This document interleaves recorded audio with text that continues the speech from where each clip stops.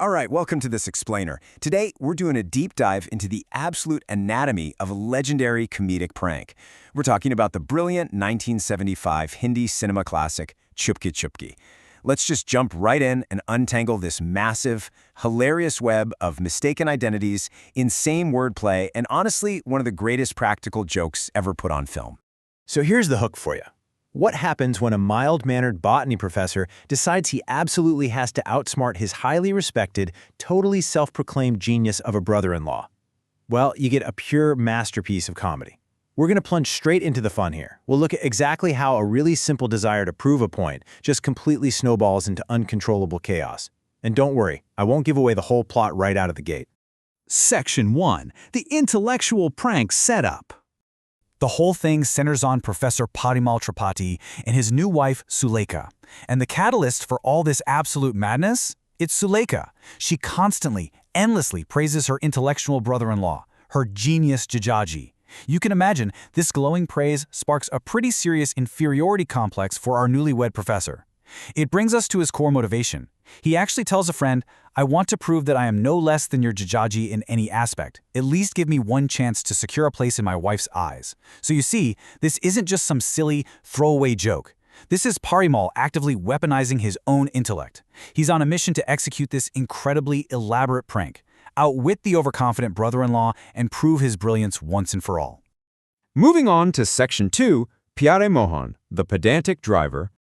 Okay, phase 1 of the prank. Parimal totally disguises himself as a newly hired driver, calling himself Pyaremohan Allahabadi. But he doesn't just slap on a chauffeur's uniform and call it a day. Oh no, he adopts a painstakingly crafted persona. Pyaremohan speaks exclusively in this hyper-pure, wildly pedantic Hindi, specifically designed to create utter confusion. For instance, instead of just using the everyday English word train like normal people do, he absolutely insists on calling it a law path kamini, which literally translates to iron path follower. I mean, imagine asking your driver how he got to work and he hits you with that. It's brilliant. He's using linguistic pedantry to completely baffle and infuriate that genius Jijaji who really just wants a straight answer. And he doesn't stop at the vocabulary either. He actively turns grammar into a weapon to frustrate his highly educated bosses. He'll ask, with a completely deadpan face, if TO is to and DO is do, why does GO equal go and not go? You know, it's a comedic masterstroke. He's using this flawless, almost innocent-sounding logic to poke giant holes right through the family's intellectual pride. That brings us to Section 3, the fake professor complication. Because, of course, every great prank has some collateral damage, right? While Parimal is over in Bombay busy playing the driver, the rest of the family is still expecting the real Professor Parimal Tripathi to show up. And since he literally can't be in two places at once, they desperately need a stand-in. Let's untangle this whole chaotic web for a second. Parimal becomes Pyaremohan the driver. Got it. But to cover his tracks, he forces his best friend, Sukumar Sinha, who by the way is a professor of English literature, to step into the role of the fake Parimal. Yeah. An English professor is now having to pretend to be a renowned botany expert in front of the entire family. What could possibly go wrong? Well, exactly what you'd expect when an English teacher poses as a scientist. Pure, unadulterated comedic gold.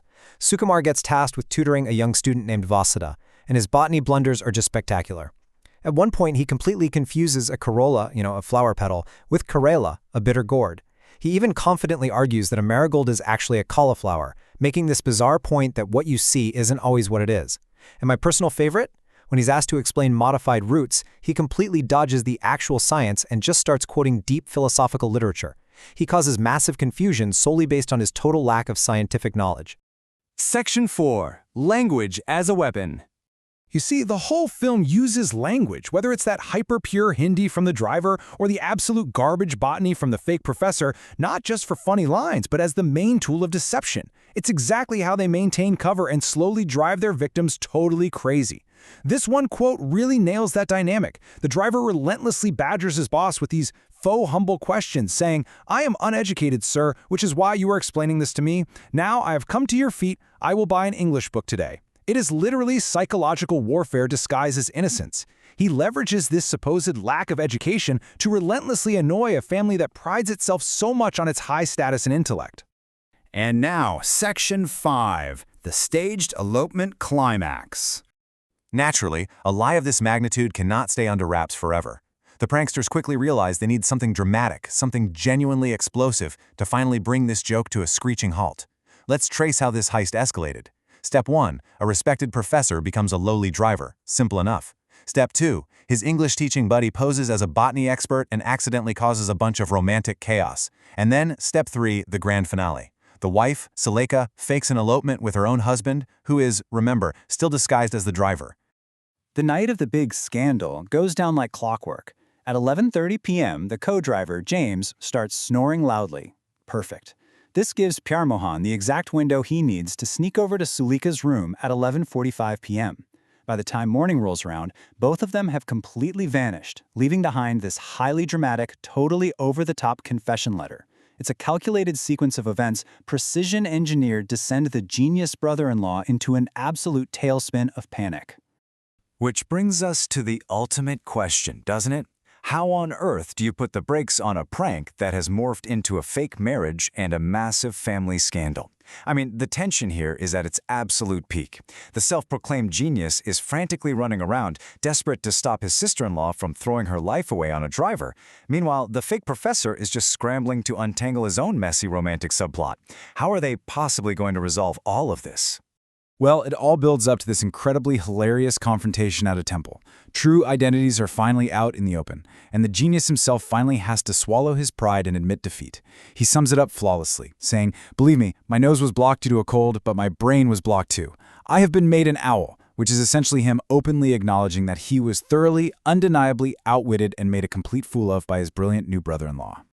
This whole setup is honestly a textbook illustration of a comedy of errors. It's a dramatic work fundamentally built on a complex web of mistaken identities and ridiculous misunderstandings that just keep escalating into sheer absurdity, right up until that final clarifying resolution. Chupke Chupke executes this narrative structure to absolute perfection. It uses raw intellect and language to craft a comedic masterpiece that holds up just as well today as it did way back in 1975. So, here's a fun little thought to leave you with. The next time someone aggressively corrects your grammar or uses way too many complicated words to explain a totally simple concept, will you wonder if they're actually a prankster in disguise, just waiting to drop the punchline on you? Thanks so much for joining me for this explainer, and seriously, keep your eyes peeled for any overly pedantic drivers out there.